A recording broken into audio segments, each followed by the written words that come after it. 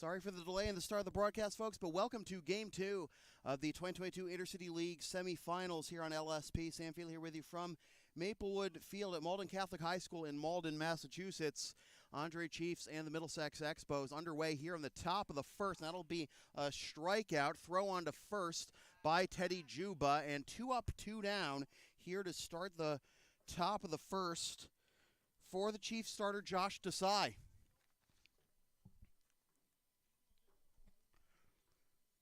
That was Ryan Cloutier going down on strikes there. Cloutier was a DH yesterday and then ended up taking the loss in the Chiefs' 6-5 comeback win, as that is on the inside corner for strike one to Mike Golankowicz, who was not in the lineup yesterday. Game began with a nice stop in the hole on the right side by the second baseman, Adam Johnson, to throw out Peralta, as it is now 1-1 to the Expos left fielder Golankowicz, and 2-1 is lefty Desai. Darts that one down and outside.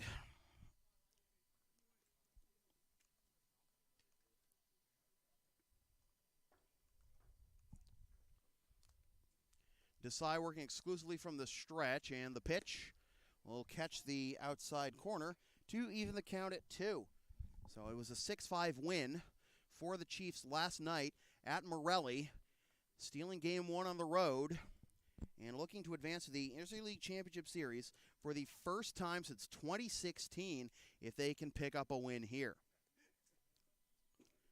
You know, the Lexington Blue Sox and the Melrose Americans underway in Game 2 of their semifinals, with Melrose also stealing a game on the road, 7-5 in Game 1 last night, as this is into right field, and right on the foul line, making the catch, is the right fielder Juan Parra. For the out that retires the side, it's a 1-2-3, top of the first for Josh Desai. Expos nothing, Chiefs coming up.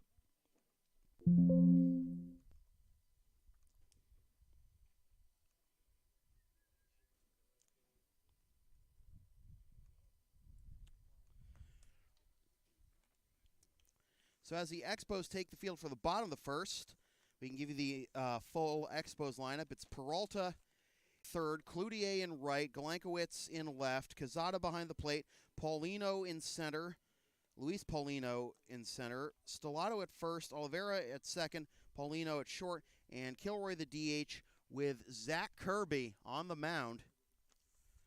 And for the Chiefs, we mentioned Josh Desai, the starting pitcher. The batting order is Juan Parra in right, Nick Valdario in center, Teddy Juba behind the plate, Andrew Caulfield at first, Ryan Noon the DH, John Batista the left fielder, Jake Diesel the shortstop, Adam Johnson the second baseman, and Tyler Ferdinand the third baseman, rounding out the lineup.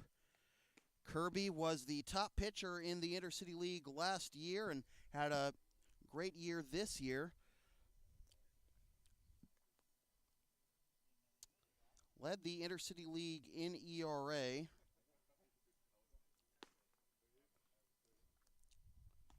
Pull up his full stat sheet in just a second, as we're had a little bit of a slow start getting everything set up. If you folks have been aware of the ordeal this year has been for me health-wise, still getting over some of that. But thank you for all your support. Thank you for watching the games this week, and we're back in action, baby, here on LSP. So here's Juan Parra to lead things off. Parra had a single in the top of the sixth last night that was aided by an error that plated. Would have easily played one run, but the second one that played because of the error ended up being the game-tying run, and then the Chiefs scoring the winning run in the top of the seventh last night. 1-0, up and away, 2-0. Expos in gray, Chiefs in black. Kirby led the Intercity League with a 1.75 ERA. Also had a league-high 56 strikeouts.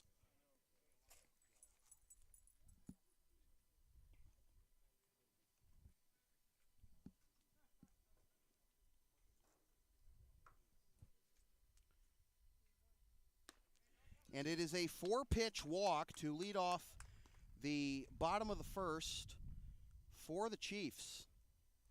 These two teams, the best in the Intercity League in the regular season at drawing walks. And against Montero, Chiefs drew more than their fair share of walks to keep themselves in the game. They actually got 3 runs in the first off of Montero last night as Valdario comes up empty for strike 1. They got 3 runs in the first off of the starter Montero last night, and that was all they got off of him. But then it was Cloutier taking over, and that's when they made their comeback. Inside as Parra took a step off of first, and the count will be 1-1.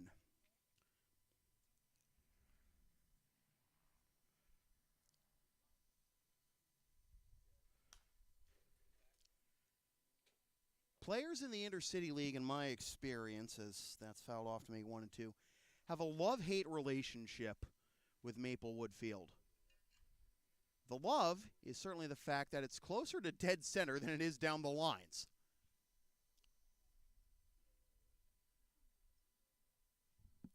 Here's the 1-2 to Valdario as Parra takes off, up and in, throw down to second, offline, and into center field. Parra will go no further, however, and it'll be 2-2 with a runner in scoring position. But the hate, I mean, Maplewood is hardly the only field that's almost all turf, but, you know, no sliding pits. It's an all-turf infield, and the turf isn't very forgiving either. Good thing I didn't have the camera right up against the fence. Still 2-2. I can't remember if this was the case with Maplewood in the past or if it was with Victory Field. Teddy Juba, who's on deck, can certainly remind me what the correct answer to this is, but as it swung, I missed by Valdario for strike 3. Maplewood and or Victory Field, at least at one point, had a turf pitcher's mound. How do you do that as a pitcher? How do you manage that? As that's inside for ball 1 to Teddy. Like, sure, on a dirt mound, you always worry about, clumps of dirt getting caught in your spikes and everything, but turf, just landing on that when you're trying to pitch. As Teddy able to hold up again, 2-0. Parra at second after the leadoff 4-pitch walk and then the stolen base. And Teddy will take high for ball 3. Mentioned last night, Teddy finished the regular season with a .506 on base percentage, which is precisely his career average. And he'll take strike 1. That career average includes all the leagues we have available for him on 400 hitter, including the Yawkey League and the Intercity League and the MSBL and everything. But Teddy draws a walk, 4th walk in 5 plate appearances in the series for Teddy to go along with a double. How'd you like to put up a 3,000 OPS for a series? So here is Andrew Caulfield with a chance to do some damage. Double play in order, however, after the walk to Juba, and it is strike 1 on the inside corner to the first baseman, Caulfield.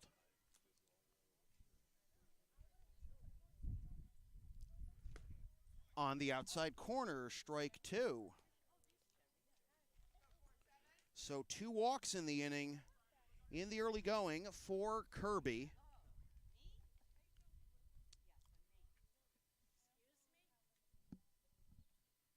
And a swing and a miss. Good morning, good afternoon, and good night. Andrew Caulfield. 2 down, 2 out. And here is Ryan Noon, who was the catcher last night for Tim Dunphy's start. And as I mentioned, Anthony Perry talking to me before that game said, Noon has caught Dunphy, the game 1 start for the Chiefs most of the season. Why mess with a good thing? 1-0 the count, as that one was a little high.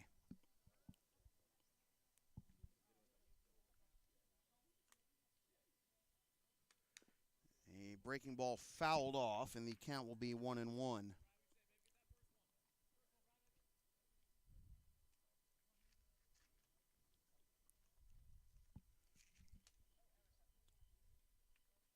Runners get their leads, and the pitch, swing and a miss.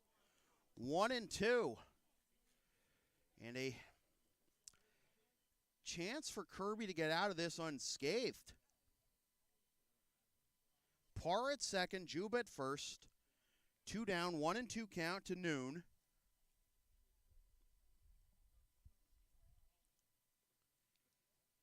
And the pitch. This is into right center field, into the gap, and it is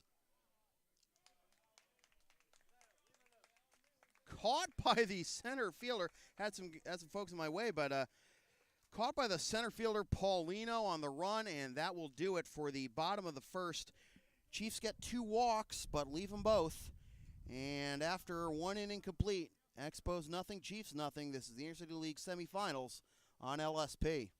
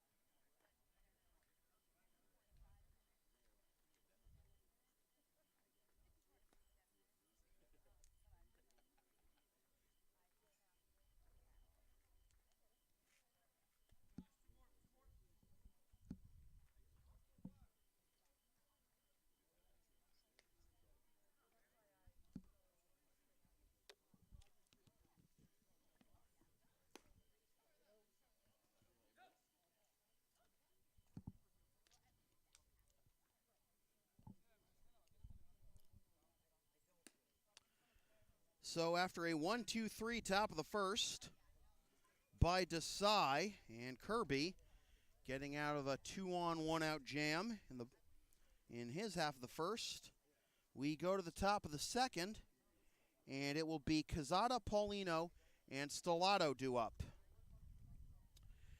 Cazada, the big 2-run home run last night, that got the Expos up 5-3. Foul that one into the screen to make it 0-1.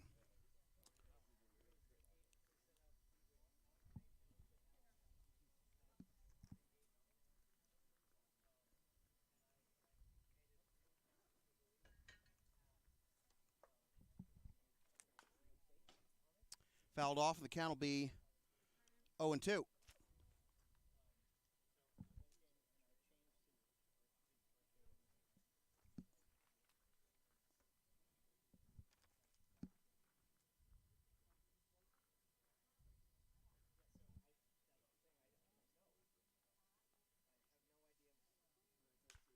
That'll be reached for, bloop down the right field line, but that will get foul.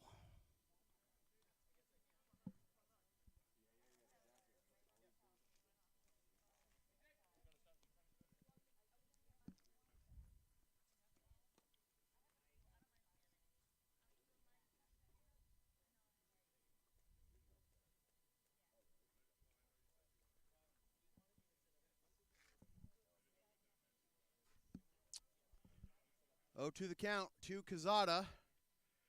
And a swing and a miss. Down on strikes goes Quezada for out number 1. And the batter will be the center fielder, Leon Paulino.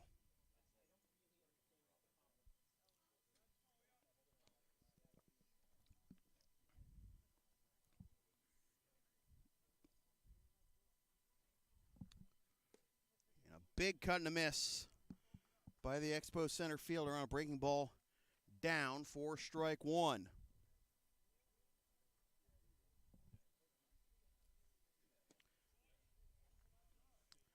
Curveball and slider working wonders for Desai here in the start of this game 2 of the best of 3 Intercity League semifinals. Chiefs up 1-0 in the series. And an 0-2 count. And that'll be a bit too far to be tempting for Paulino, and that'll make it 1-2. Desai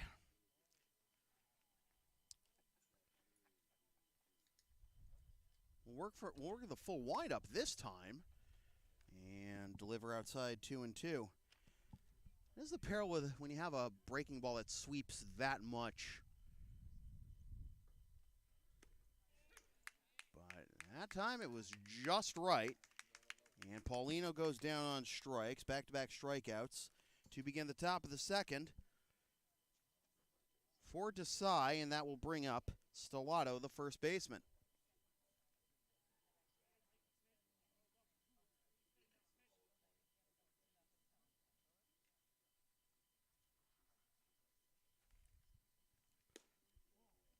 Inside for ball 1.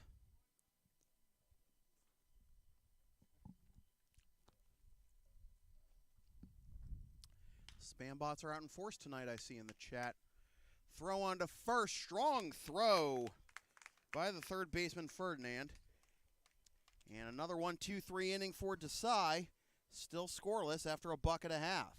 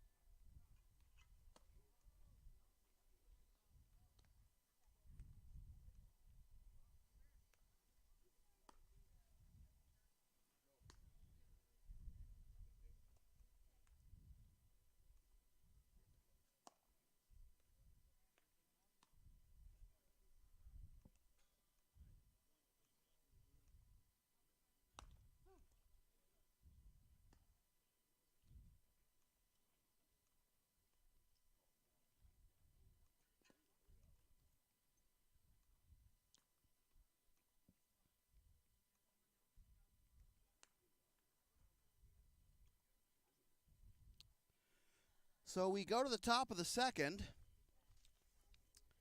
and it will be Batista, Diesel, and Johnson due up for the Chiefs. And if anybody gets on, Tyler Ferdinand.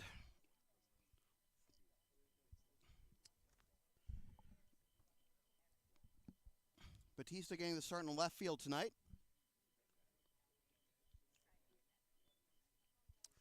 And Zach Kirby, after 2 strikeouts and 2 walks in the bottom of the first, deals just up and away for ball 1.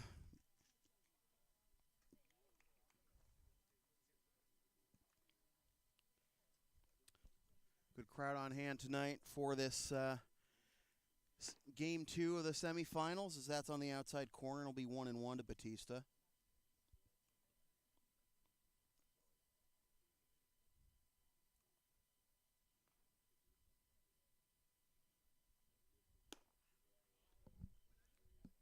Strike 2.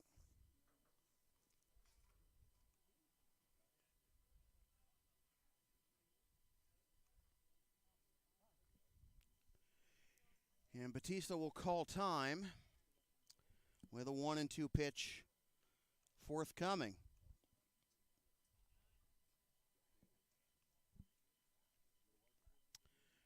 Kirby winds and delivers.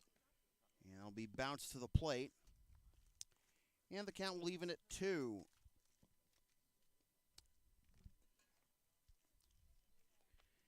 Game 3, if necessary, tomorrow night at Morelli Field in Melrose, as Batista works it to a full count. Thunderstorms in the forecast tomorrow, but there seem to be thunderstorms in the forecast quite often lately, and nothing comes to fruition, it seems, as Batista turns it from 1-2 into a leadoff walk. So the third walk already issued by Kirby, and that'll bring up the shortstop, Diesel. I was talking to Anthony Perry before the game yesterday, and he said that 3 of his players actually got selected to the Futures League, as that's strike on the bunt attempt by Diesel. So 3 of his guys in the last week and a half about selected to the Futures League for the late season push. Swing and a miss, strike 2. So that's when you start to rely on your veterans a lot more.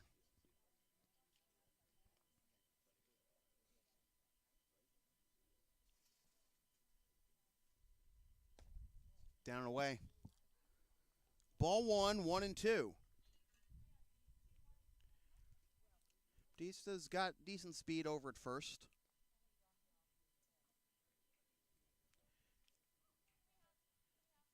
And a foul into the screen. Leadoff man aboard for the second consecutive inning for the Chiefs. Expos have gone 6 up, 6 down through the first 2 innings. Chiefs got 2 walks in the first 3 batters last inning, but Kirby got out of it unscathed. His third walk to Batista, leading off this inning after a 1-2 count. Now 1-2. To Diesel will have to wait.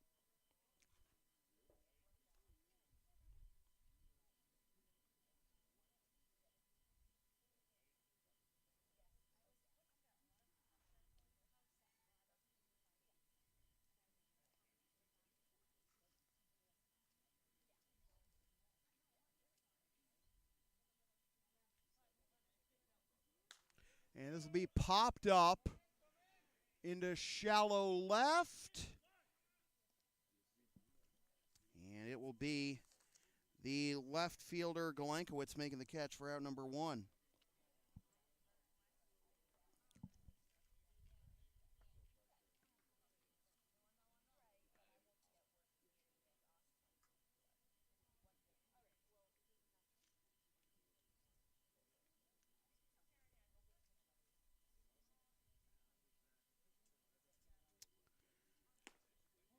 So 1 down, and that'll be ball 1 to Adam Johnson, who made a nice play at second for the first out of the ball game before we came on air. Kirby gets strike 1 in there. 1-1 the count.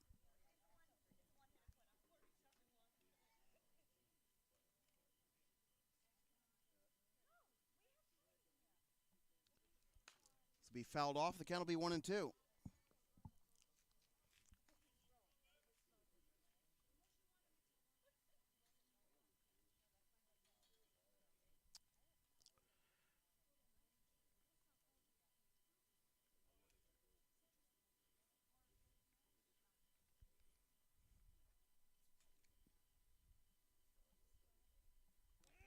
Batista takes off. The pitch is a ball throw down to second. And they got him.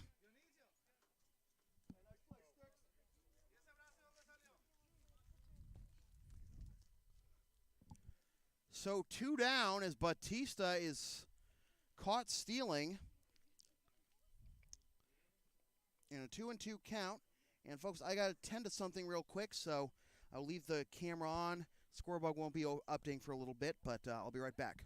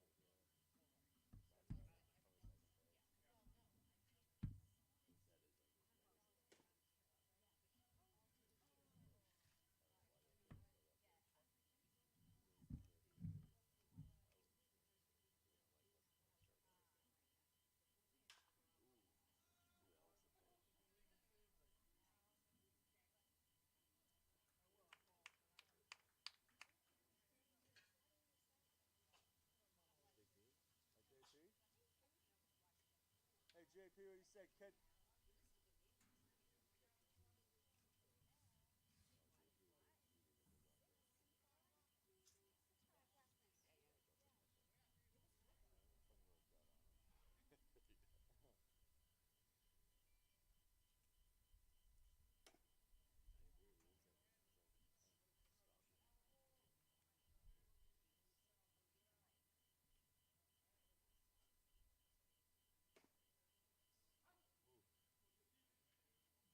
Not you.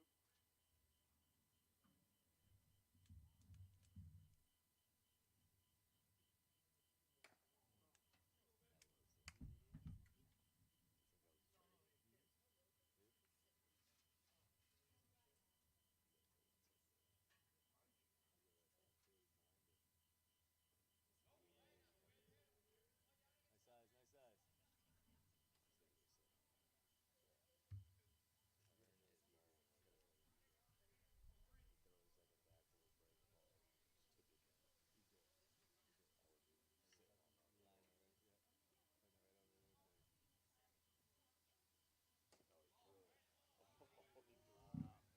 Nice eye, P. Nice eye, baby. Hey, win it now.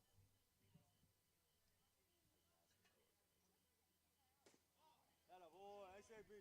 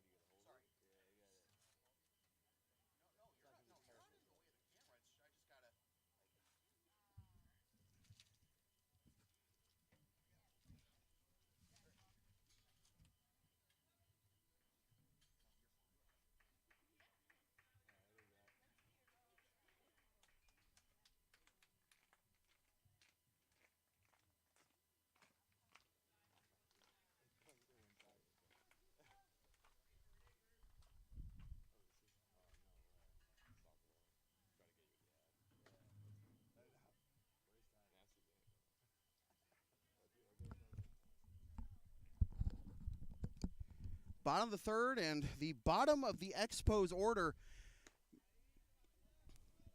breaking through against Josh Desai with Paulino scoring from second on an infield single.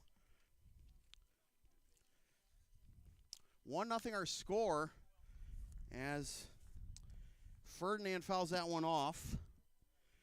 2 strikes on the Chiefs' third baseman. Ferdinand and then Parra and Valdario, 9-1-2 due up for the Chiefs here in the bottom of the third as the Expos look to even this best-of-3 semifinals at a game apiece and force a decisive Game 3 tomorrow night at Morelli as that just misses high.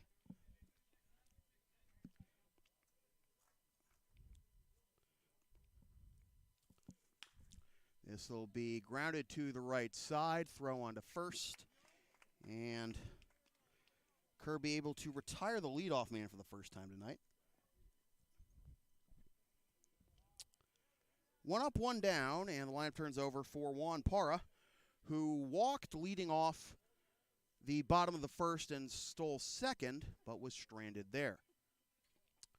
Kirby winds and delivers, and the pitch is up and away for ball 1. Now, the Middlesex Expos in their second year in the Intercity League, and in years past we've seen teams come from the Yawkey League to the Intercity League, like say the Malden Mad Dogs and the Alabrandis. The Expos still have their Yawkey League team. And they have a youth program as well, as that's on one hop to first, and Parra will just stop about a dozen feet in front of home plate and watch out number 2 be recorded. 2 up, 2 down here in the bottom of the third, and with the Expos getting the lead, imperative for Kirby to have a quick inning, but let's see if Valdario can prolong it. Struck out his first time up, and Valdario takes high, ball 1. 1-0 our score, again at infield single. Plating Paulino in the top half of this inning. Paulino scampering from second and just unaccounted for by the Chiefs defense. 2-1.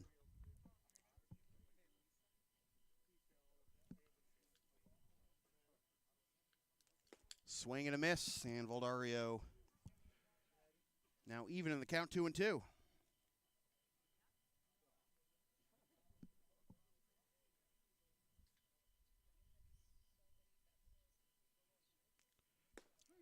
On the outside corner, strike 3 called. And as I said, 1-2-3 inning. Imperative for Kirby. And he gets just that. And the Expos lead the Chiefs 1-0 after 3. This is the Intercity League semifinals on LSP.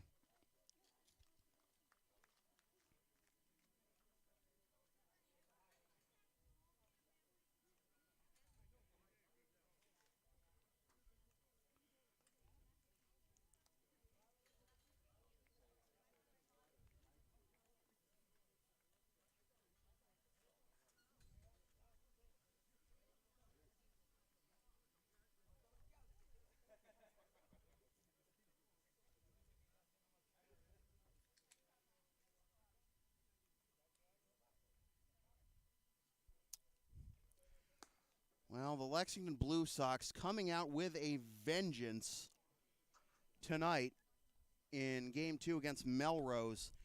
They are up 10-1 in the bottom of the fourth on the Americans as they look to even that semifinals at a game apiece.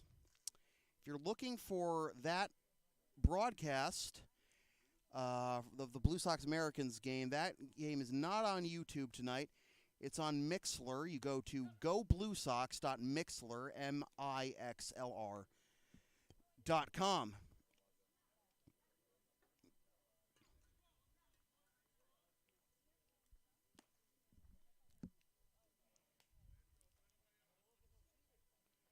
Matt Chattel with a 3-run home run earlier in the game for the Blue Sox, but that put the Blue Sox up 6-1. So the Americans put up 10 against Reading in the play-in game on Tuesday, and now they have allowed 10 through only 4 innings tonight in a game that, if they win, would send them to the Intercity League Championship Series. 1-1. And the Americans win tonight or tomorrow, it would mark the first time since 2006 that the Blue Sox would not be playing in the Intercity League Championship Series. Pop-up handled by Caulfield behind first base for out number 1. Meanwhile, the Chiefs, as I said, trying to return to the Intercity League Championship Series for the first time since 2016. And who could forget that amazing string from 2011 to 2016, the Blue Sox and the Chiefs facing each other in the Intercity League Series, Intercity League Championship Series for 6 straight years, and 7 of 8 dating back to 2009. Desai delivers, and it's a breaking ball in there for strike 2. That hung up there a little longer than I'm sure Desai would have liked, but Expos unable to take advantage of it, and now Stellato will pop this one up on the infield. Desai coming over the foul line, and he's gonna be ruled out anyway as Stellato bumped into Desai. That would while he was trying to make the play. Desai made the catch anyway. Umpire ruled it before Desai made the catch, but doesn't look like there's any hard feelings. And obviously Desai's trying to focus on the ball, and that's where the ball was, so can't blame him. I know he's right on the baseline, but what do you expect him to do, huh? Excuse me, that was Paulino who popped up. Now this is Stellato, my mistake. 0-1 to Stellato. And that'll catch the inside corner, strike 2. Desai pointed towards Paulino. Leon Paulino. And by the way, it was Jose Paulino who scored the run last inning, as that just misses outside ball 1. Desai pointed at Paulino and seemed to have some words for him, but we'll see what happens later on in this game as Stellato prolongs the inning with a 2-out base hit going the other way.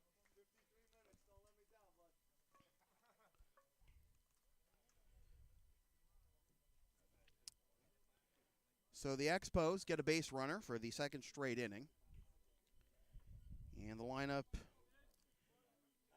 and the inning continues, rather, for Oliveira, the second baseman. And Oliveira takes breaking ball darting down and in for ball 1. Slider's been effective for Desai against the lefties, but was unable to back foot Oliveira there. Goes to the outside corner with the fastball and catches it for strike 1.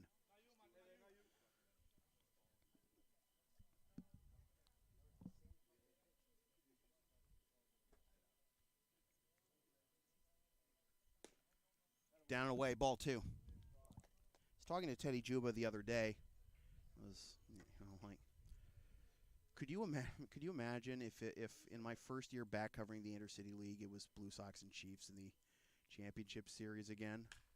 As this is laced into left center field, that'll get down for a base hit. Wide turn at second by Stellato.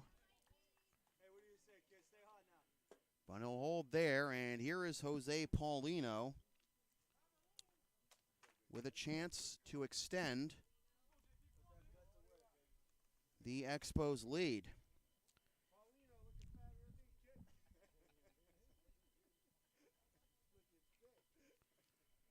Right now the Expos trying to prevent that. That historic matchup from happening once again.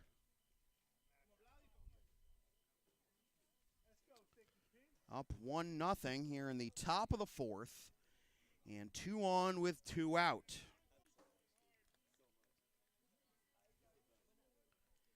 Desai hoping to keep this a 1-run ball game, and he spins one into the inside corner for strike one. That had some fantastic breaks. Started high and away to the righty Paulino and dove in towards his hip.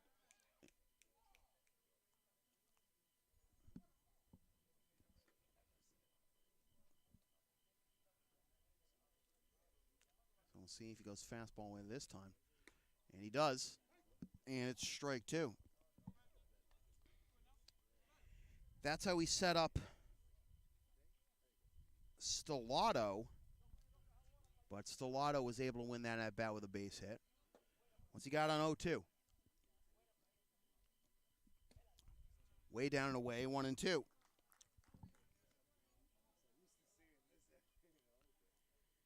Paulino, the shortstop, again, scored last inning to give us the only run thus far in this ball game, 1-0 here in the top of the fourth. High and away, ball 2.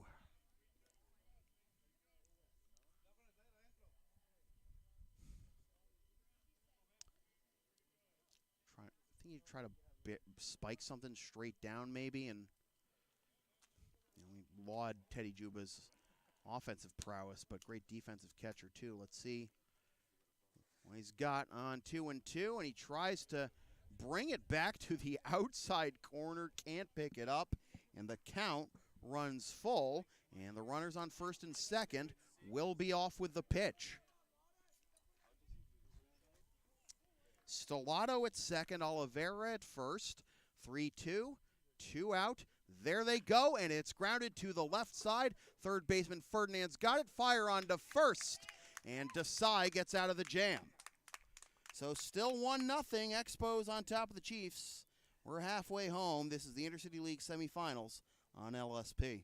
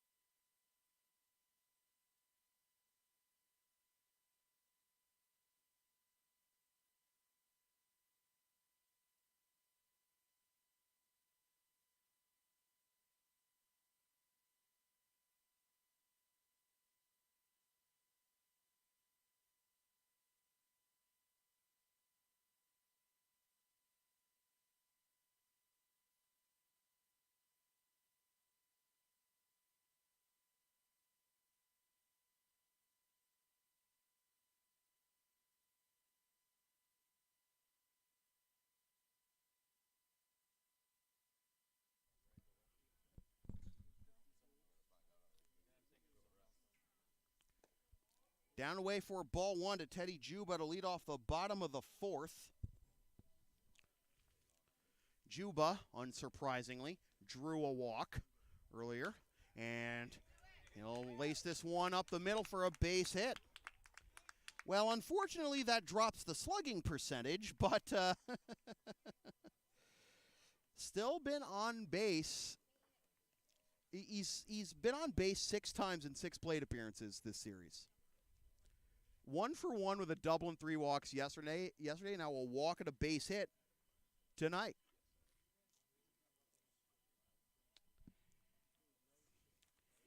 That'll bring up Caulfield, and Caulfield takes on the outside corner.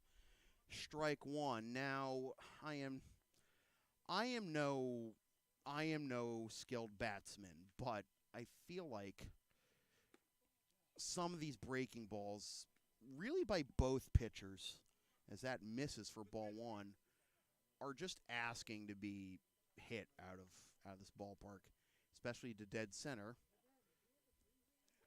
Most inviting center field you will ever see in baseball. As this is skied into right center field and diving to hold on to the catch. Wow. Almost doing a complete faceplant there was Leon Paulino, but he holds on to it for the out, one down. He might have been able to make that catch standing up, but fell face first while hauling it in, but did hold on to it. So 1 on, 1 out, and that'll bring up Ryan Noon.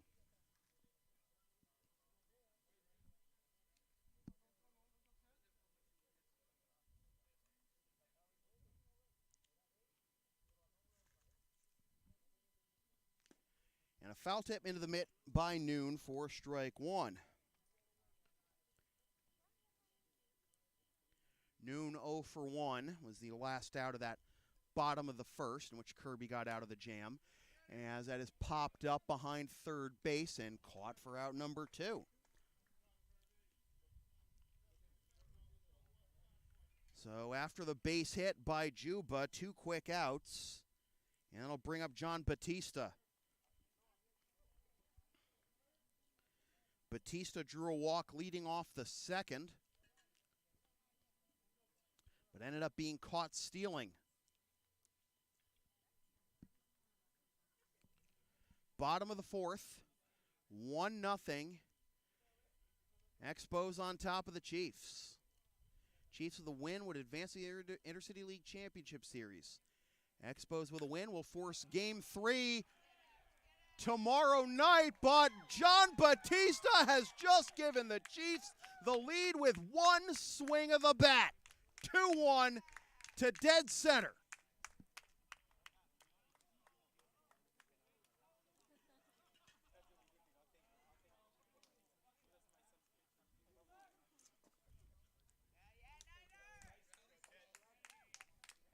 Chiefs lead 2-1, finally able to push something across against Kirby, who had been walking the tightrope through the first 3 2/3, finally gets burned. And here is Diesel.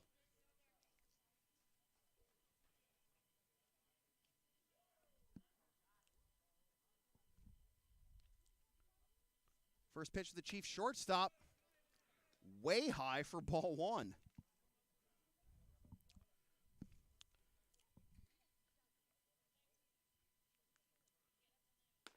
High again for ball two. Back-to-back fastballs. Way high.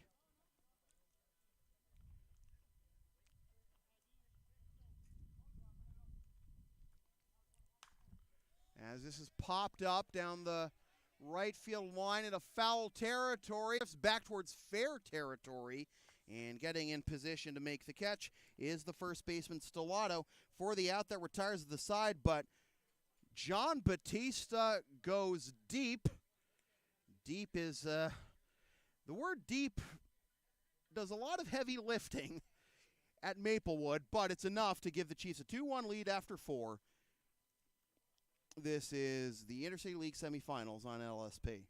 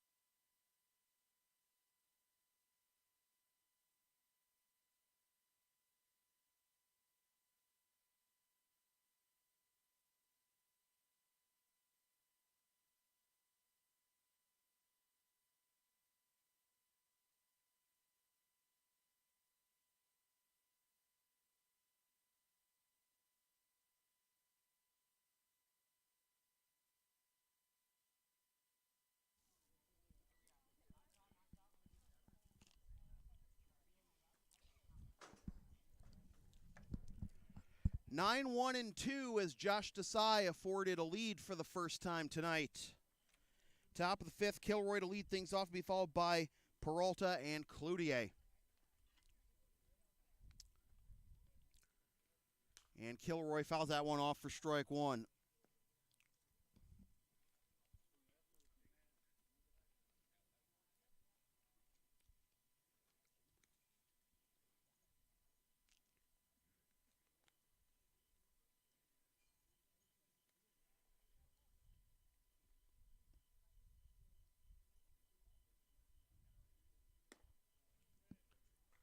One and one.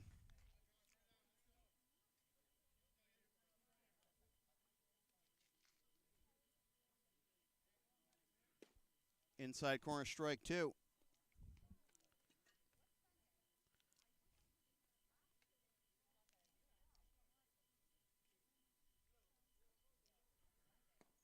Check swing, and Teddy was unable. Oh, he did apply the tag. Okay. Just a slightly delayed call there by the home plate umpire, but it is out number one on the strikeout by Desai. So Kilroy retired, and the lineup turns over for Peralta, the third baseman.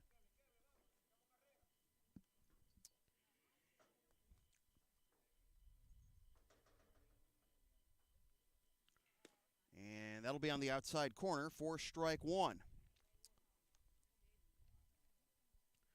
Top five of a 2-1 ball game. 2-run Johnson by John Batista with 2 out in the bottom of the fourth, giving the Chiefs the lead.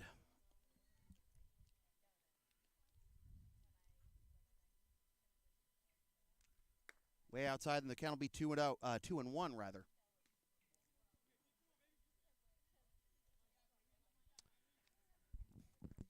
You know, you hear me catch myself correct the count there, but it's one thing when you're listening to a broadcast, and that happens, and you're a fan or you're a broadcaster, and you're not playing the game as the count goes to 3-1. As that'll be at the knees for strike two. In the last couple of years of Matt Vasgersian's tenure as the play-by-play guy for the MLB The Show video games, there was a voice line that would constantly throw off me and other players, as that's up and in for ball four. And the Expos have a one-out base runner, and basically, like,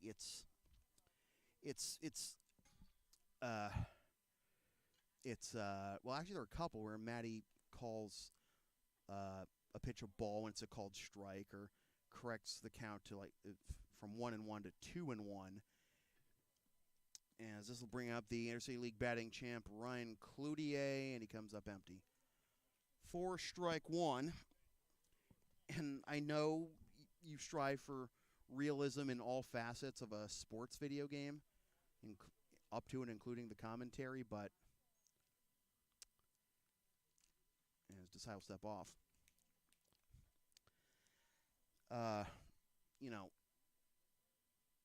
When you're playing the game, you don't hear the commentators.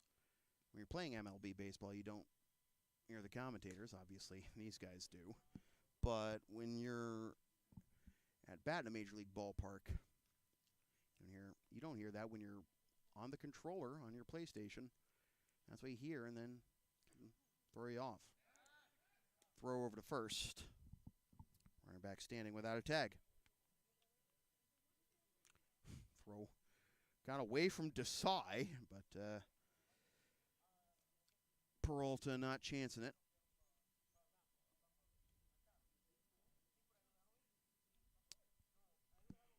One and one to Cloutier with the tying run at first, Peralta.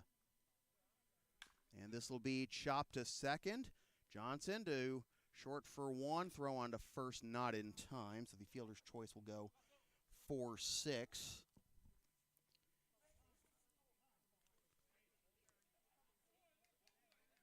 Oh, they ruled him safe? Wow. Oh, God.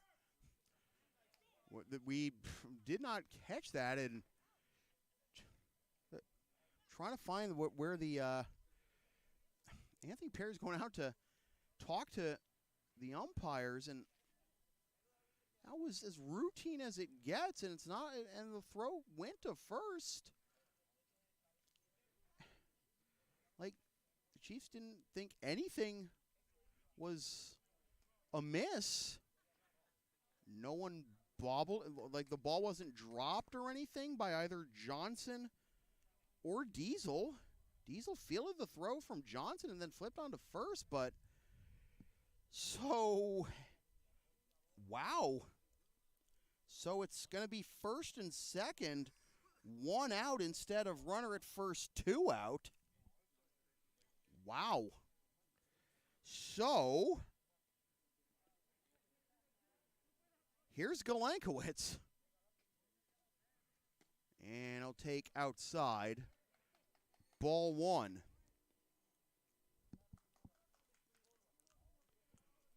So that puts the tying run into scoring position with still only 1 out. And Galenkowitz hits this one into center field, and that will be caught off the shoe tops, reaching down. Valdario, and the Chiefs do get out number 2, but still have 1 more out to get, and it's in the person of the catcher Quezada, powered-in catcher who smacked the go-ahead 2-run bomb last night. Obviously, it didn't hold up in the end, but you got the righty power hitter against the lefty Desai. Perry, Juba, and Desai conversing. There appears to be some action down the left field line for the Chiefs, but no change here. So, is it time for Quezada to return the favor to the Chiefs after Batista gave the Chiefs the lead last inning? Oh, he wanted to do it right there, but it's a swing and a miss for strike 1. And when Desai has been throwing a lot of first pitch breaking balls tonight, first pitch fastball will be a good way to get ahead and catch him off balance. That'll be down low, blocked by Juba, and the count will be 1-1. So first and second, 2 out. It's Peralta at second, Cloutier at first. Runner bluffs off of second, and a spin back towards second. And a whole lot of nothing after that. Saw Juba trying to draw a balks a couple of times last night after Montero did commit a balk early in the game. 2-1. And I guess with Peralta, the leadoff man, his speed, even if Desai were not to commit a balk, maybe draw a throw, maybe it'll be airmail to center field, he could take off for third. Inside corner, and the count will be 2-2. Cloutier's got speed 2 at first. So you hope that Valdario wouldn't charge the errant throw and then try to gun Cloutier going to second for the final out. Oh, what a waste of an opportunity that would be. There goes the runner from second, and it's a swing and a miss. Desai gets out of another one. Two-1 Chiefs after 4.5. This is the Intercity League semifinals on LSP.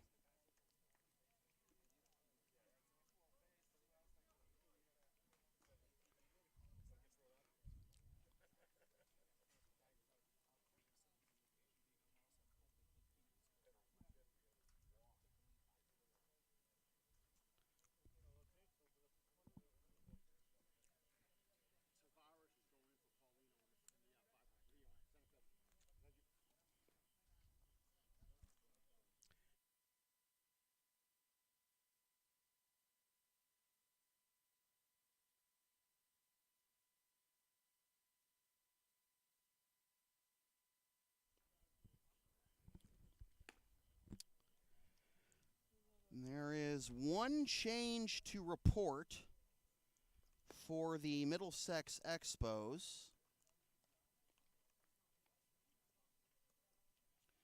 As Edelson Tavares is taking over in center field for Leon Paulino in the 5 slot. And Tavares will be leading off to start the top of the 6th. That is the only change. Straight swap.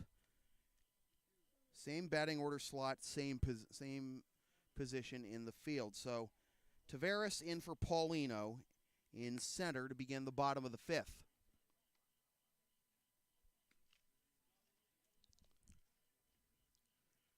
Zach Kirby out there for inning number 5.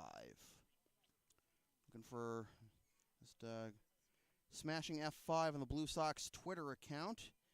And the Americans are starting to creep a little closer. They're in the bottom of the 5th, and it's Blue Sox 10, Americans 5. After the Blue Sox got to a 10-1 lead after 3.5. Bottom 5th, Blue Sox 10, Americans 5. Upstairs for ball 1, with Adam Johnson leading off, to be followed by Ferdinand and Parra. And I'll be fouled off, and the count will even at 1. The Chiefs can hang on to this lead. They will advance to the Intercity League Championship Series for the first time since 2016. If the Expos can come back and win, they force Game 3 tomorrow night in Morelli. Strike 2. The Americans can erase that 9-run deficit and beat the Blue Sox. It would probably be the biggest upset in Intercity League postseason history.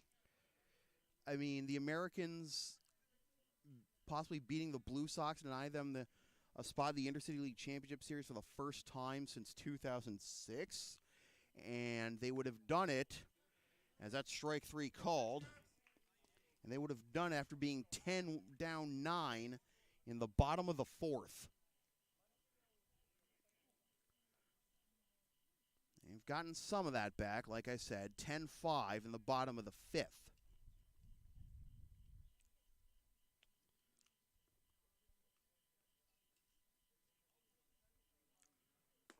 Upstairs for ball 1 to Ferdinand.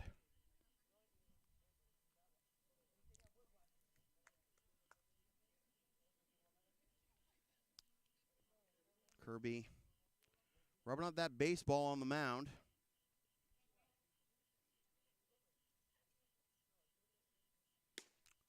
And blows that fastball by Ferdinand for strike 1.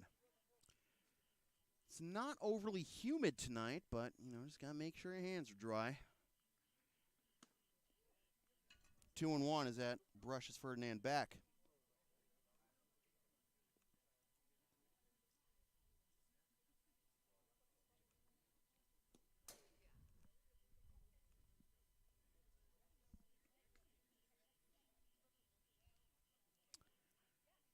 The potential Game 3s, again, tomorrow night. Game 3, if necessary, between the Chiefs and Expos at Morelli. Game 3 tomorrow night, if necessary, between the Blue Sox and the Americans at Lexington High. And Ferdinand works out a 5-pitch walk.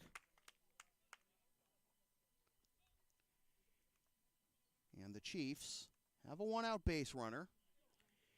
And the lineup will turn over for the right fielder, Juan Parra.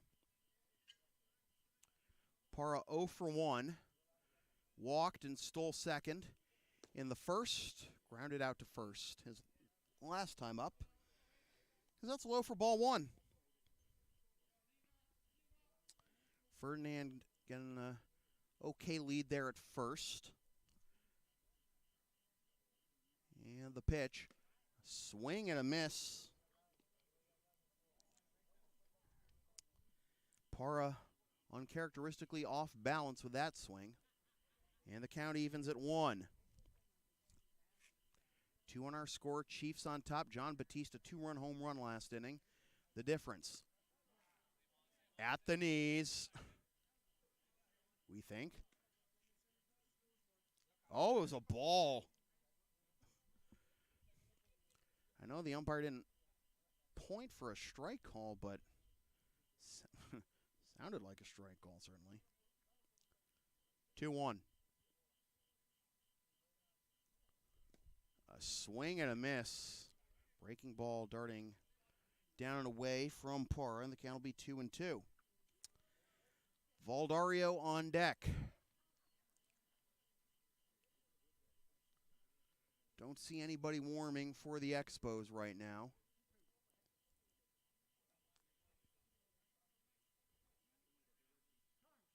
And time called.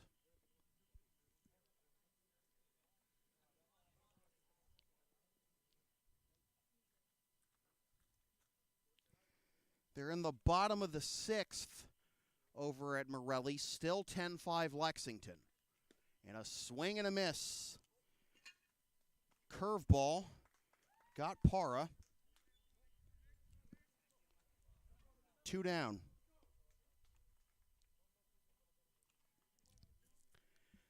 So here's the center fielder, Nick Valdario. And he'll take strike 1. In the top of the 6th, the Expos will have Tavares, Stellato, and Oliveira due up. Just down and away, ball 1. Desai's pitched out of a couple of jams this game, but you know the Expos need an insurance run. The Chiefs need an insurance run. You know the Expos offense capable of erasing that deficit. The 2-1. Low for ball 3. Now you start to wonder. 3-1. And Teddy Juba on deck.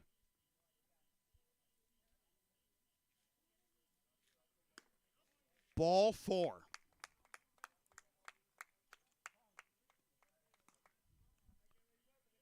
So, Quezada going out to have a word with Kirby, as it'll be first and second, 2 out. And Teddy Juba, who has been on base 6 times in 6 plate appearances these first 2 games, to the plate. Double, single, and 4 walks.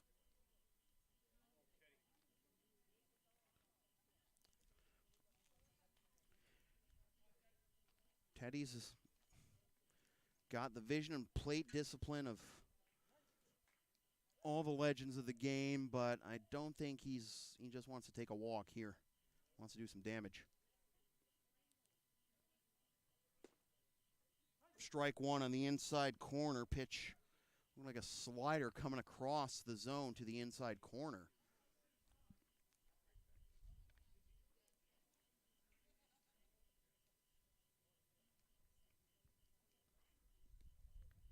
Ball 1 as Quezada hauls it in, and no advance by the runners. So Ferdinand at second and Valdario at first. Good speed on the bases if Juba can get one down the line or into the gap somewhere.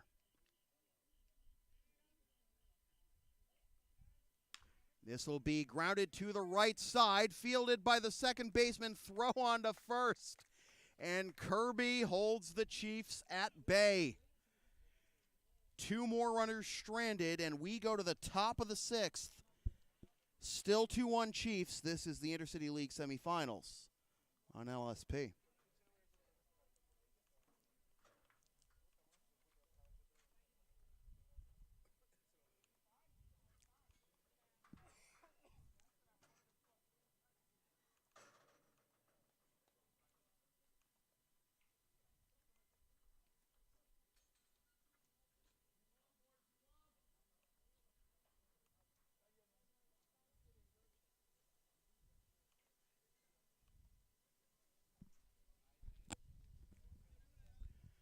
Well, looks like we have a pitching change for the Chiefs.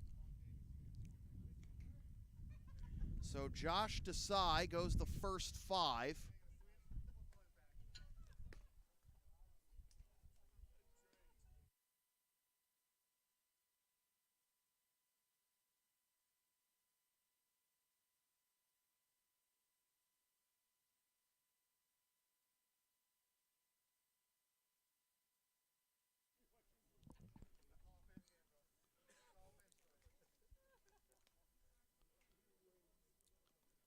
So the new pitcher for the Chiefs is Cal Carroll. Carroll did not pitch last night. In the regular season, 6 appearances, 1-3 with a 2.91 ERA in 21 2/3 innings. Allowed 18 hits, 15 runs, 9 of which were earned. Walked 15, struck out 16, surrendered 1 home run, hit 4 batters, and threw 3 wild pitches.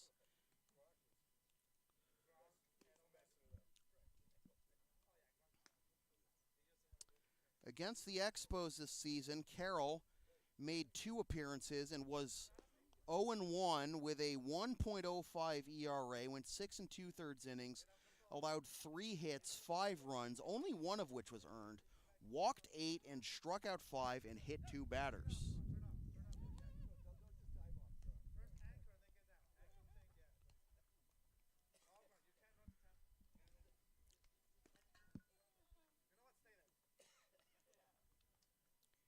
Carroll last pitch on July 27th against Melrose, took the loss in 4 1/3, allowing 3 hits, 3 runs, only 1 of which was earned, walked 1 and struck out 3 and hit 1 batter.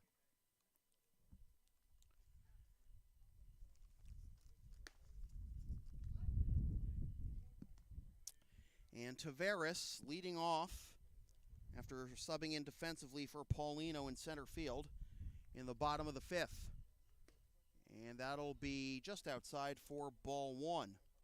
1-1 the count. Tavares in the regular season, 326 with 3 doubles, 2 RBIs, 12 steals in 14 attempts. Hits this one into center field, back at the fence. It's gone! Idelson Tavares thrust into the lineup and ties the game in his first at-bat.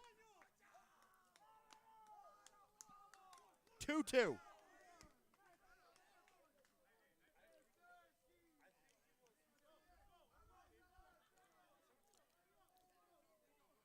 Tavares did not hit a home run in the regular season.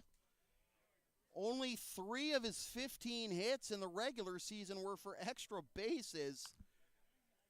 And this one is fouled off, and it bounces off the side of the Expos dugout. And I think it hit off the netting above the Expos dugout first. So it'll be strike 1. We are back to where we started, 2-2. With 3 of the 4 runs in this game coming on home runs. Inside 1-1.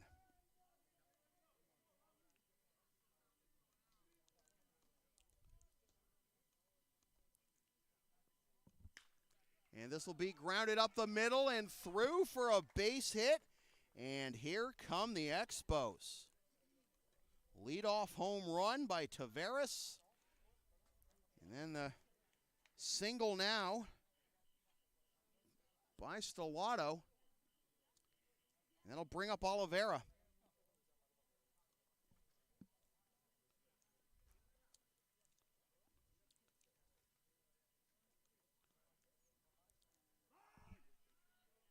And a bunt is on, and it brushes him back. Ball 1.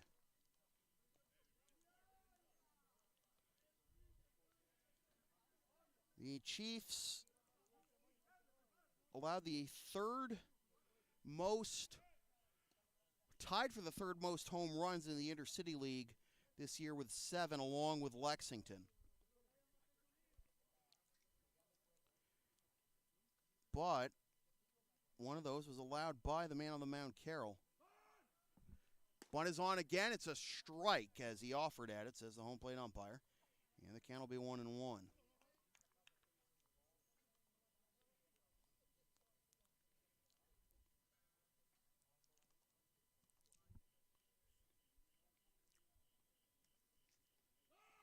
Bunt is on again, and now it gets away.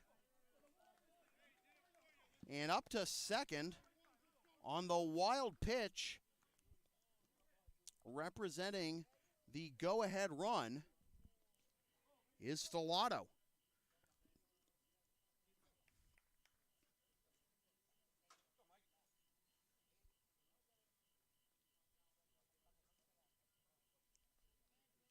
Carroll comes set, looks at second, and comes home with it. And it'll be fouled off, 2-2. So the Expos taking the bunt off with the runner in second, hoping for a base hit. But now Oliveira will definitely have to swing with 2 strikes. So Desai will get a no decision after the home run by Taveras. And a little nubber down the third baseline, but it'll get foul. 2-2 now in the top of the 6th. Chiefs hoping to sweep this best-of-3 semifinals and advance to the Interstate League Championship Series. Expos have pulled even to hope to keep adding on and maybe force Game 3 tomorrow night at Morelli.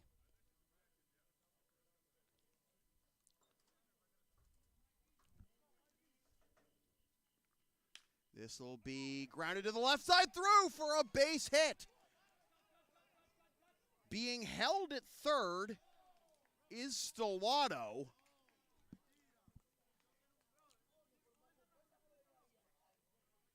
So first and third now, still nobody out. Anthony Perry is going to make a move. Carroll does not record an out. Solo home run to lead off the inning, then back-to-back singles along with a wild pitch.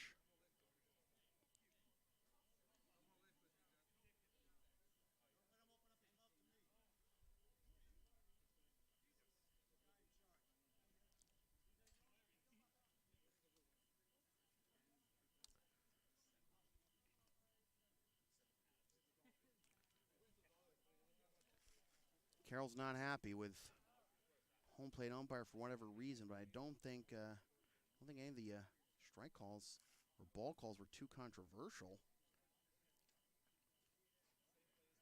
But we have a pitching change.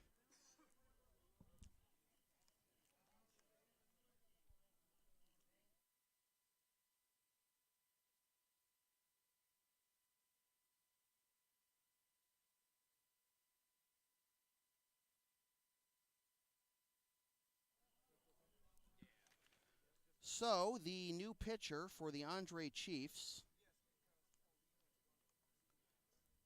will be Gabriel Valdez. Valdez appeared in 3 games in the regular season. No decisions, 1 save, a 1.62 ERA, in 4 1/3 innings, allowed 4 hits, 1 earned run, no walks, and 7 strikeouts. He pitched against the Expos on June 2nd, went an inning and a third, with no hits, runs, or walks allowed, and 2 strikeouts. Then pitched against Melrose on June 6th, and didn't pitch again until July 25th. That game he got the save against Melrose.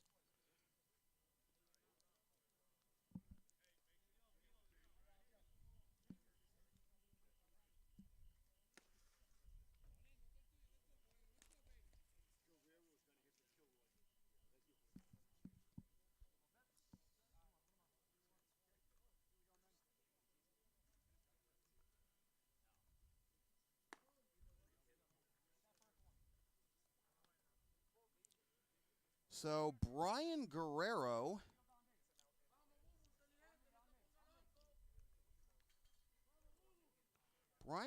is going to pinch hit. Actually, we're not going to have a pinch hitter just yet. A little ahead of myself. Jose Paulino still to bat. Brian Guerrero is in the on-deck circle to pinch hit for Kilroy. First and third, nobody out in a 2-2 tie.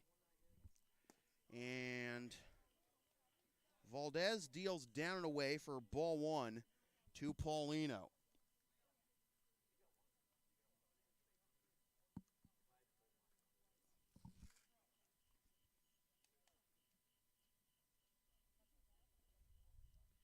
Runner takes off for second.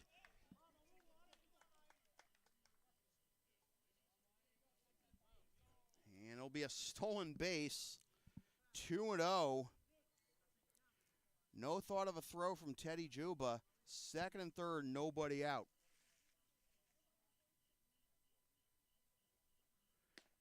And Valdez hits the outside corner. Strike one, 2-1. So Stellato at third, Oliveira at second, nobody out, 2-1 the count. Infield in. Down low, 3-1.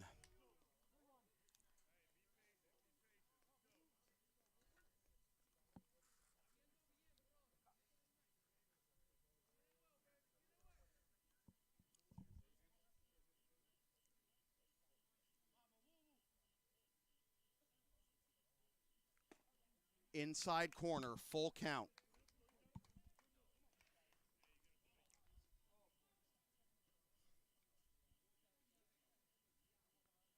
Valdez trying to come back from 3-1 to get the first out of the inning.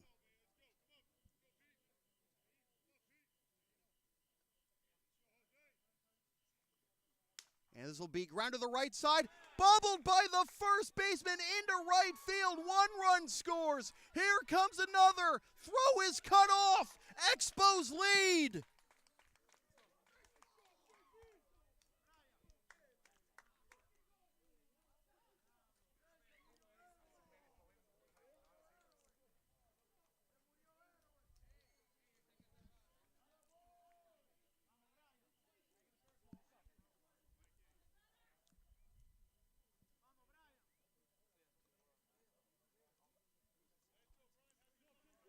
Expos have scored 3 runs, still with nobody out. And here is Brian Guerrero to pinch hit for Kilroy.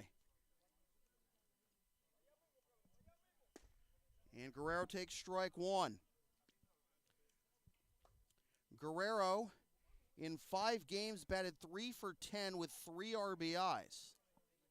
In the regular season, behind 0-1. Runner takes off, and the pitch is fouled into the screen. Strike 2.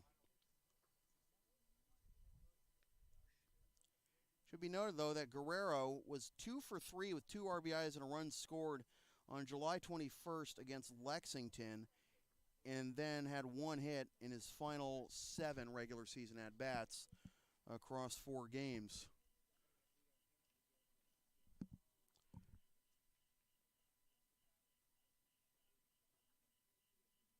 Runner takes off again.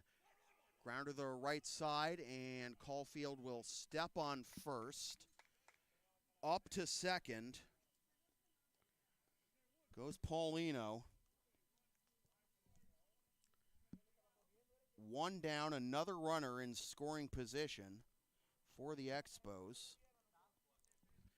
And the lineup turns over for the third baseman, Kebler Peralta. 1 out with Jose Paulino at second. And that's on the inside corner for strike 1.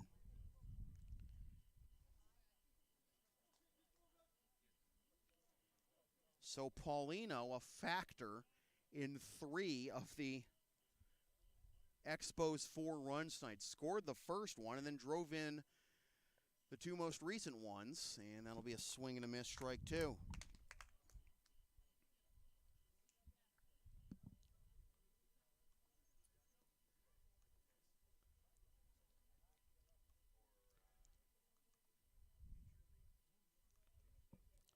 Peralta this year against the Chiefs was 0 for 2 in his only appearance against them.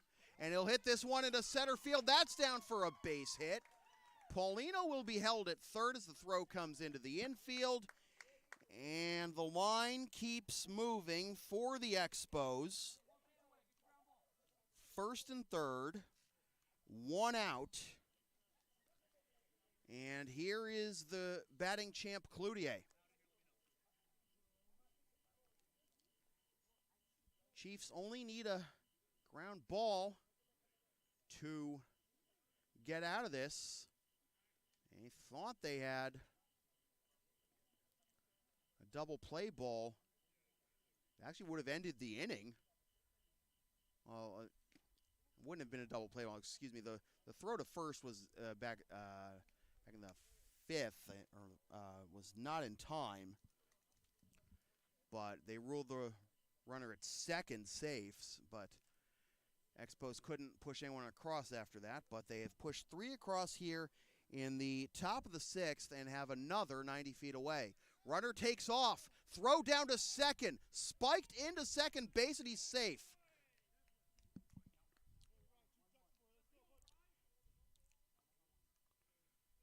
So 1-1 the count.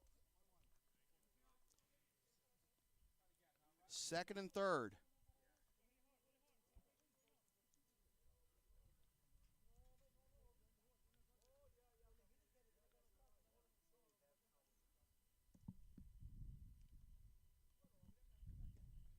Two and one.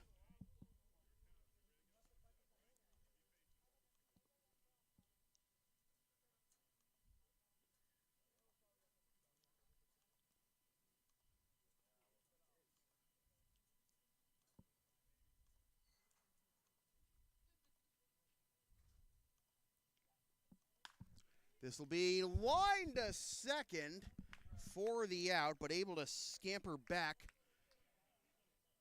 to second is Peralta. So Cloutier is retired. 2 down, still runners at second and third. And here's Golankowicz, the left fielder.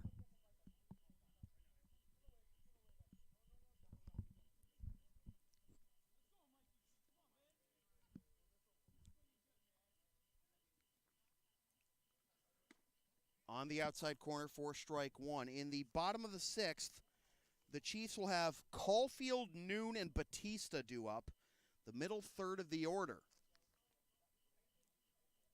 All 3 runs of this inning, by the way, charged to Carroll. High for ball 1.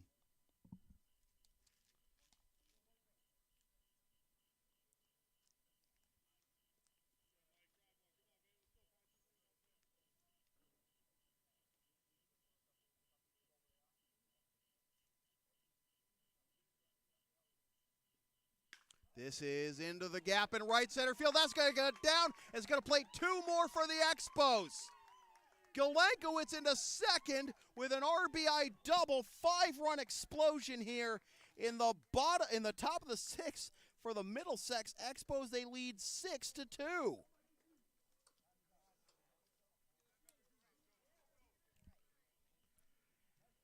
And Anthony Perry,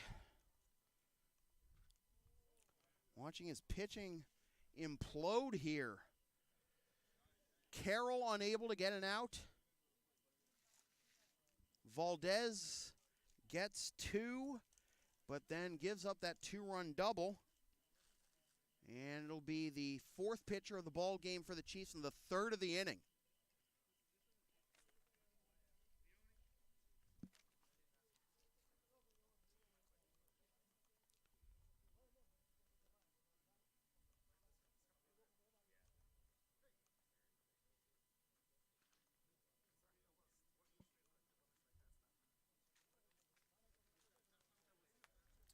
New pitcher for the Chiefs will be Tommy Leone.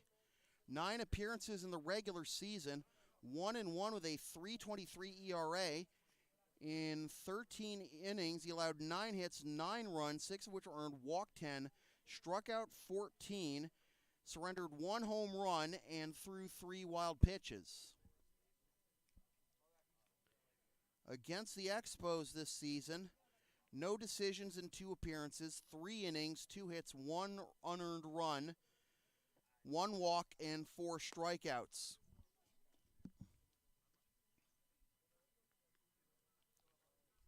Pitched last on July 29th against the Blue Sox in the regular season finale and got the win in the Chiefs' comeback win with 2 1/3 innings, allowing 2 hits, no runs, 1 walk, and striking out 2.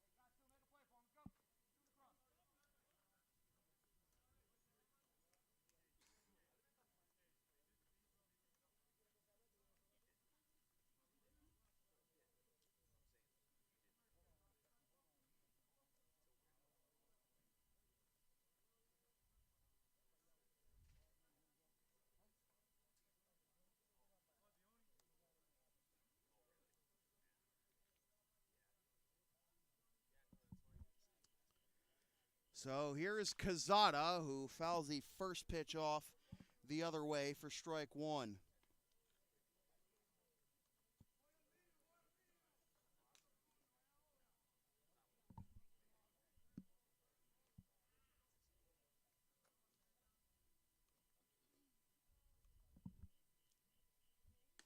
Up high for ball 1.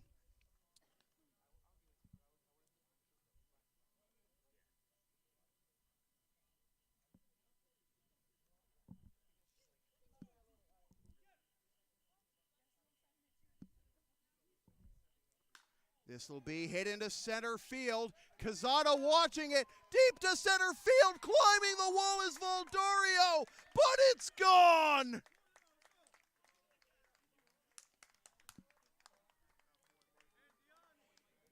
8-2. The second home run of the inning for the Expos. 7 runs now in the top of the 6th.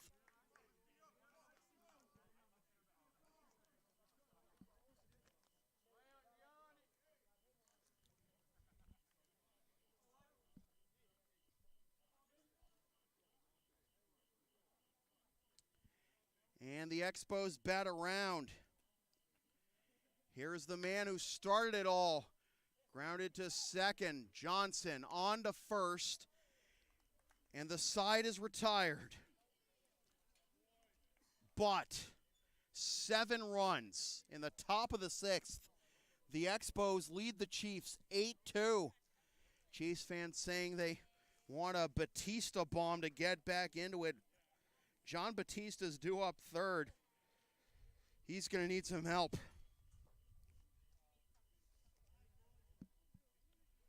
8-2 Expos after 5.5. This is the Intercity League semifinals on LSP.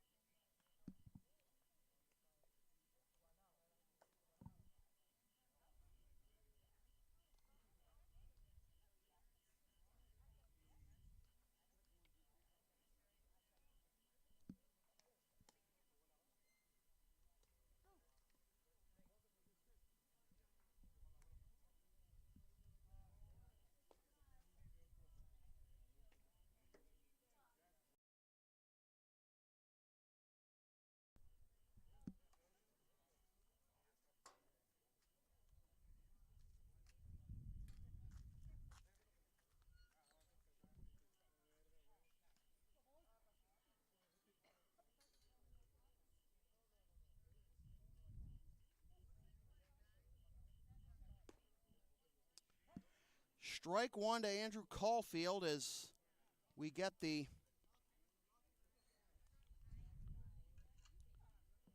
bottom of the sixth underway with Zach Kirby still out there. And that'll be down and away for ball one.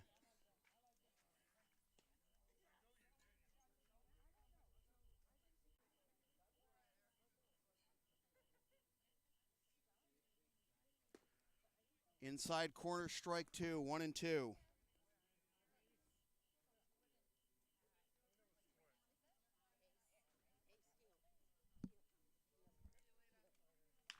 This will be grounded to the left side. And if the Chiefs are going to come back, they're off to a good start. Leadoff single by Caulfield.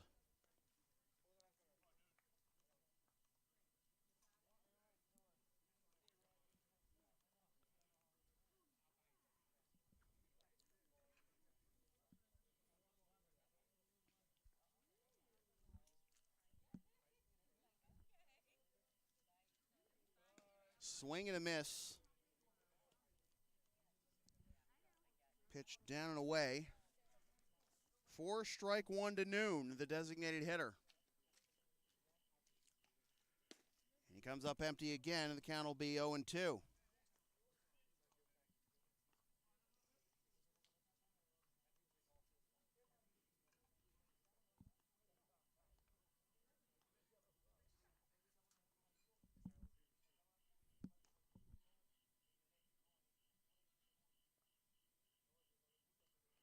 This will be ground to the right side, bobbled at first. It'll be a fair ball, but able to step on first for the out is Stellato, as up to second goes Caulfield.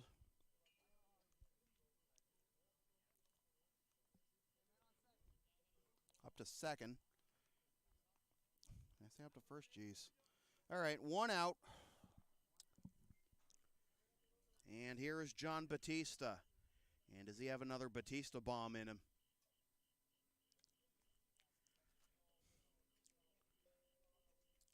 If he does, it would only make it an 8-4 ball game.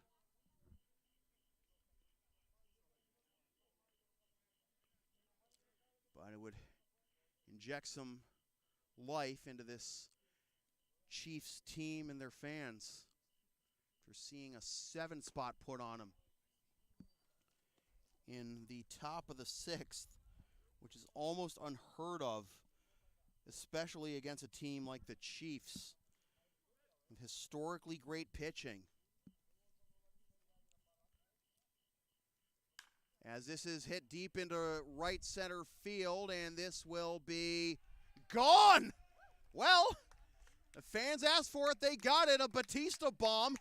Second 2-run jack of the game for John Batista. Gets the Chiefs within 4. It's 8-4.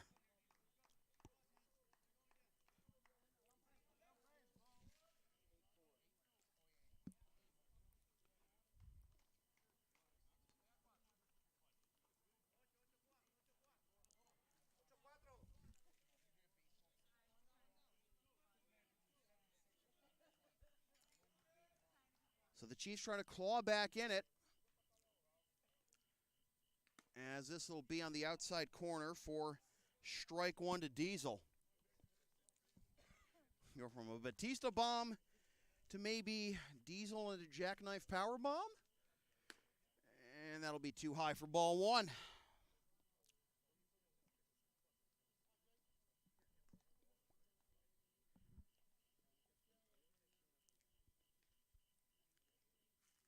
Up and away, ball 2. I promise you folks, if I ever get to call a walk-off home run by John Batista, I will do my best to remember to give a call of, give me what I want. Swing and a miss. Strike 2, 2-2.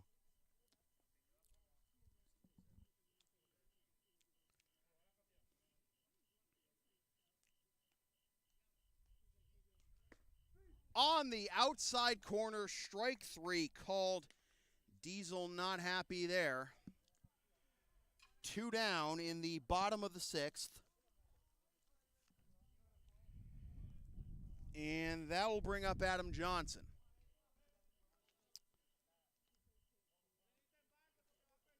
Kirby delivers, and it's in there for strike one. In the top of the seventh, the Expos will have Stellato Oliveira and Jose Paulino due up, as it is 0-2 to Johnson.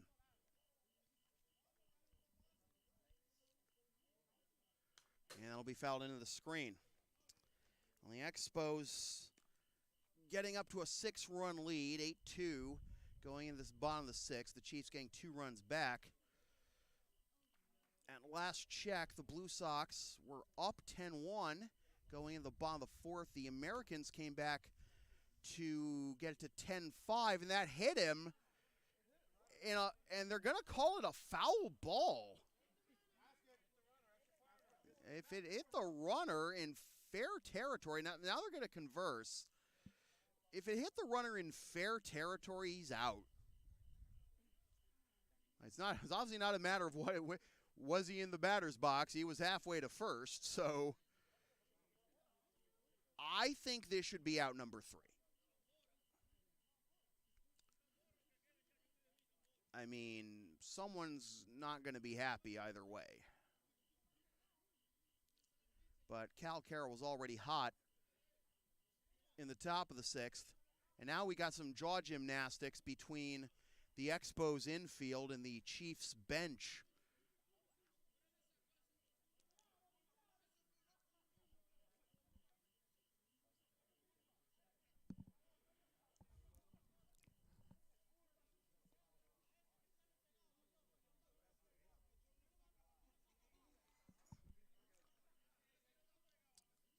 And it's just going to be a foul ball, it seems. So 0-2, 2 out.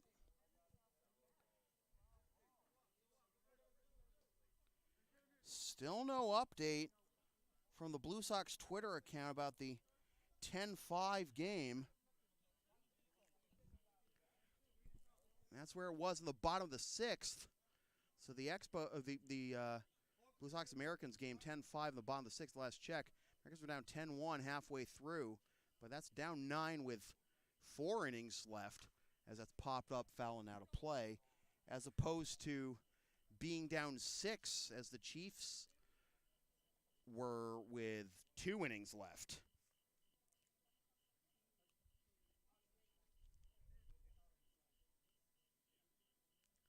And a swing and a miss. And after all that, Johnson retired, and we go to the top of the seventh. 8-4 Expos on top of the Chiefs. This is the Intercity League Semifinals on LSP.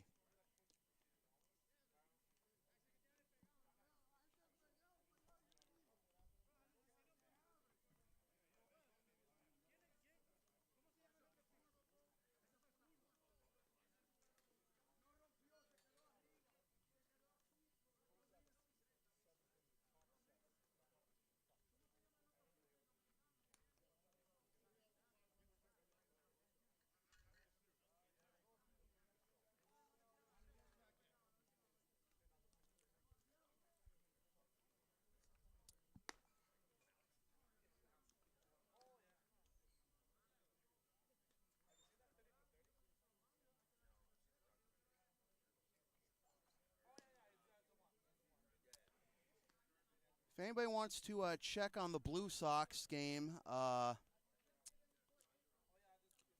it's on gobluesox.mixler.com.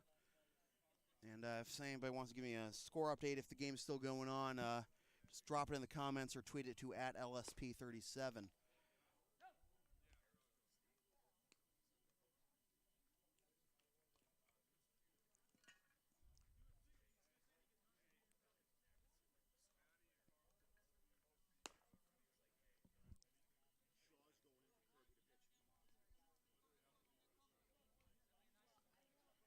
So let's see if the Expos can get 1 or 2 of those runs back here in the top of the seventh. As Tommy Leone back out there on the mound. And Stellato to lead things off. Stellato, Oliveira, and Jose Paulino do up here for the Expos, as that'll be up and in for ball one. Expos 8, Chiefs 4. Chiefs leading this best of 3 Intercity League semifinals 1-0. As this will be popped up into center field and caught by Valdario for out number 1. 1 up, 1 down. Here is the second baseman, Oliveira.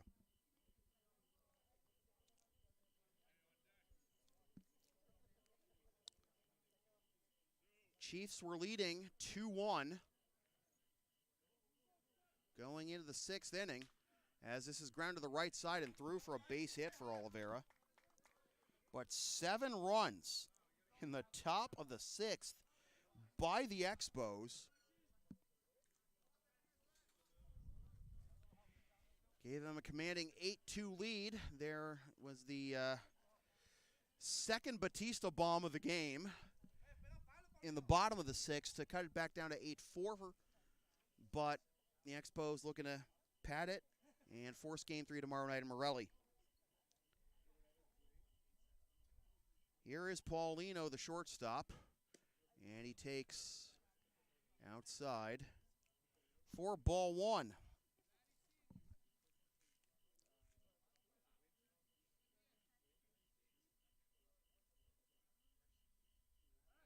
Throw over to first, and back safely is Oliveira.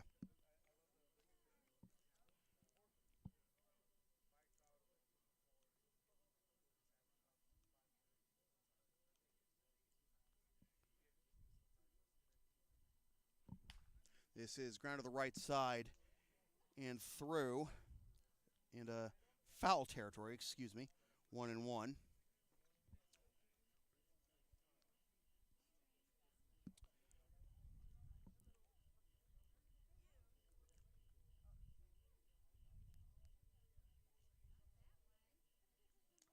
And that sails high, ricochets right back to Juba. Do they get him? Wow. Juba had Oliveira dead to rights, but it's just going to end up being a wild pitch that puts Oliveira in scoring position. That's the funny thing about this backstop, if that's what you can call it, here at Maplewood. The metal pipes and the wooden board and kind of the short distance between home plate and the backstop. 3-1. And this will be popped up behind short. And it'll be caught by the shortstop Diesel for out number 2.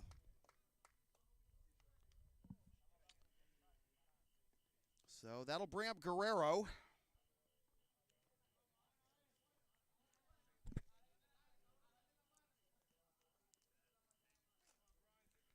Four home runs in this game.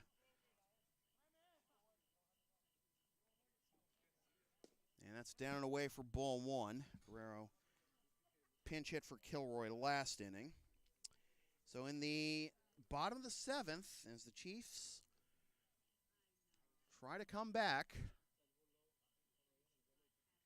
as they'll be ground to the right side, Caulfield's got it. Calls off the pitcher and steps on the bag. We go to the bottom of the 7th. Closing time for the Expos. 8-4 Expos over the Chiefs. This is the Intercity League semifinals on LSP. So in the bottom of the 7th, the Chiefs will have Ferdinand, Parra, and Valdario. 9-1-2 due up. And they're going to face a new Expos pitcher.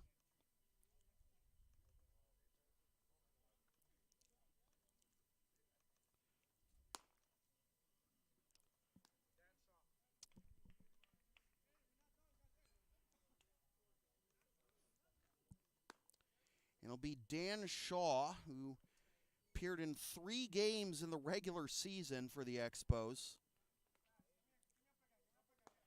was 2-0 with a 3 ERA in 11 2/3 innings, allowed 17 hits, 5 earned runs, walked 4, and struck out 9.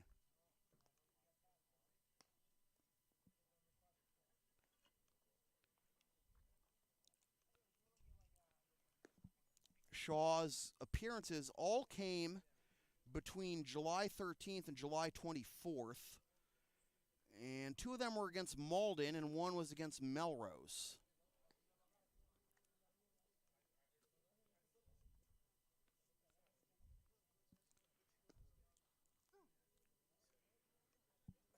Shaw is in his second season with the Middlesex Expos after playing for the East Boston Expos in 2020. Last year in the regular season was 0-1 with 1 save and a 3.71 ERA in 17 innings and 6 appearances.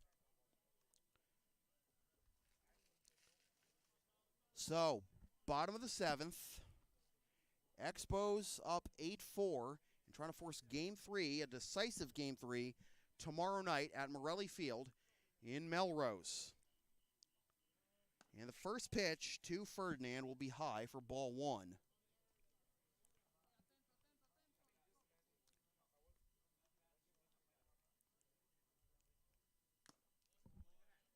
Foul tip. Strike 1 rather.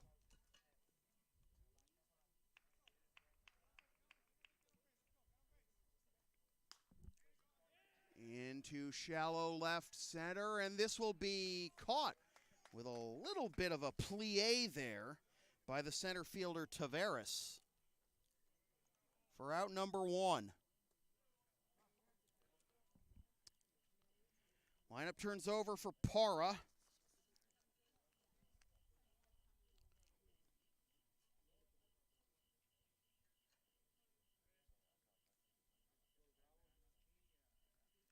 And he'll take a breaking ball that sweeps outside for ball 1.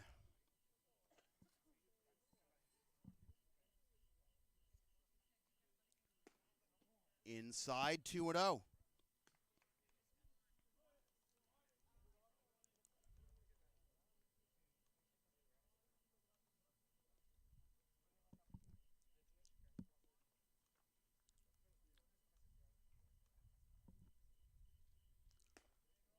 Upstairs 3-0.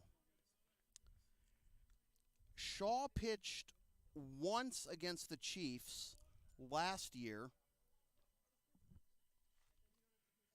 as Parra takes all the way for strike 1, 3-1. And in that game, on July 25th of 2021, went 1 inning, allowed 2 hits, 1 earned run, walked 1, and struck out 2.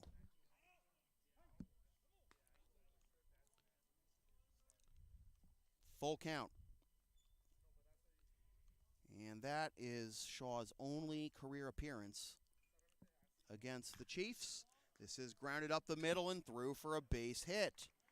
Para aboard once again.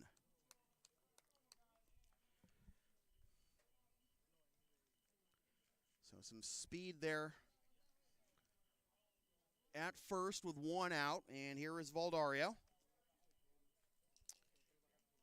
And it'll be interesting to see if Parra will try to take off number 1, and number 2 if Cazado will even entertain the idea of a throw. Outside corner for strike 1. With a 4-run lead, certainly defensive indifference might be the ruling there.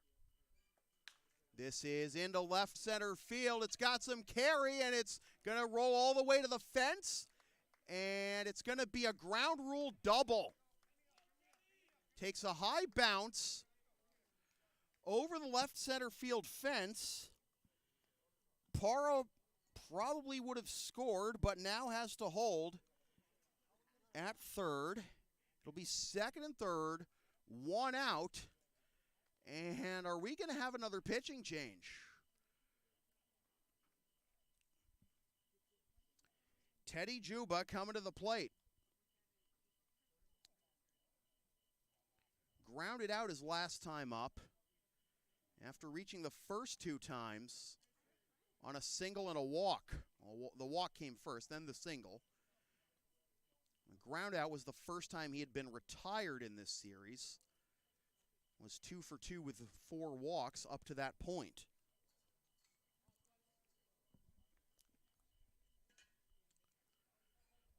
So the infield not playing in with the 4-run lead will concede the run to get the second out if they can get Juba to ground out here. And Juba will take strike 1. And this is Shaw's second lifetime appearance against the Chiefs. Outside for ball 1.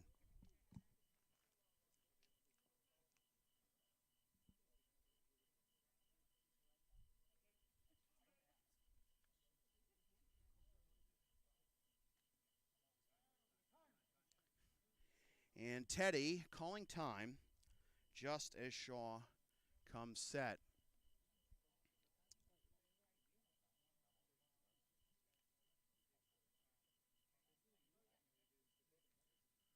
Breaking ball comes back over the outside corner. What a beautiful curveball that was. 1-2. Parra at third. Valdario at second. Base hit will likely score 2.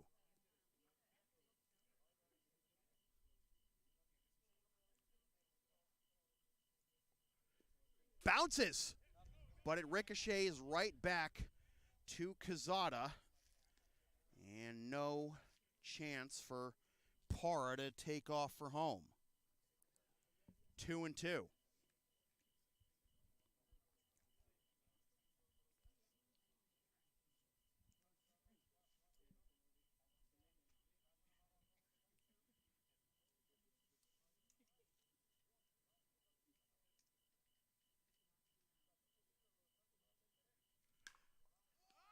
Into center field. Teddy got under it a bit too much. Catch is made in center. Here comes the throw, and Parra didn't take off. Tried to draw the errant throw. The throw sure was errant, but didn't end up coming home. Thought it was maybe a bit too shallow, I guess. But 2 down. Runners still at second and third.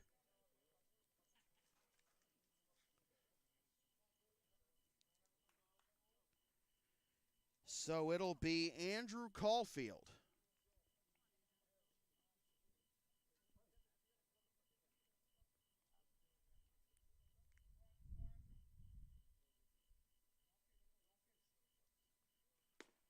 Outside corner with a fastball for strike 1. The tying run in the on-deck circle is Ryan Noon.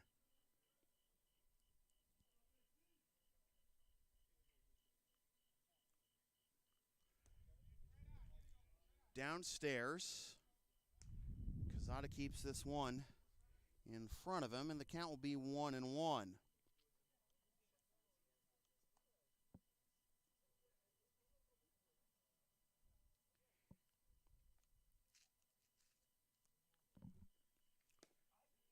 Down and away, 2-1.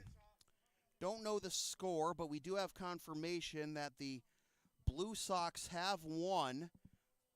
They have defeated the Melrose Americans, so Game 3 tomorrow night at Lexington High between Lexington and Melrose. Swing and a miss. And Caulfield and the Chiefs down to their final strike. Expos also trying to force a Game 3, which would be tomorrow night at Morelli. Parra at third, Valdario at second. And the 2-2 pitch, here it is. Swing and a miss, strike 3. Game 3 tomorrow night.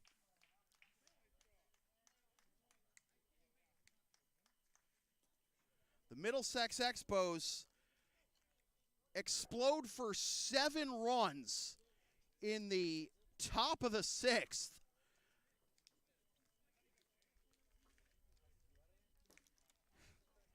The 2 Batista bombs, not enough for the Andre Chiefs. The win goes to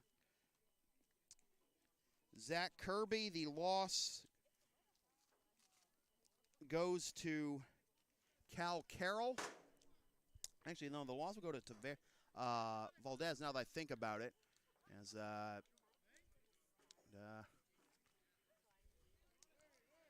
it'll be the Chiefs and the Expos in Game 3. And the Blue Sox and Americans in Game 3 tomorrow night. Still looking for those photos of you guys watching both games at once. Boy, looks like we picked the right year to start broadcasting every playoff game here in the Intercity League. 8-4 the final score. Zach Kirby gets the win again in 6 innings, and what a performance he had. And of course, the Expos exploding for 7 in the top of the 6th to pull away.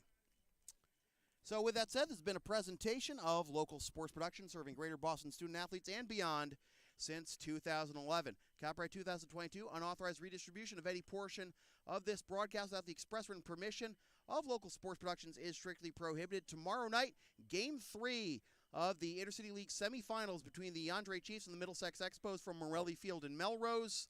First pitch scheduled for 8 o'clock. We'll see you here on the LSP YouTube channel. Subscribe to the channel and be sure to follow and support LSP on the web, Facebook, Twitter, Instagram, PayPal, Teespring, and Patreon, LSP37. And remember, we got the Chiefs and Expos tomorrow here on LSP. Tucker Deschrose got the Blue Sox and Americans Game 3 tomorrow night on the Blue Sox Baseball Network on YouTube.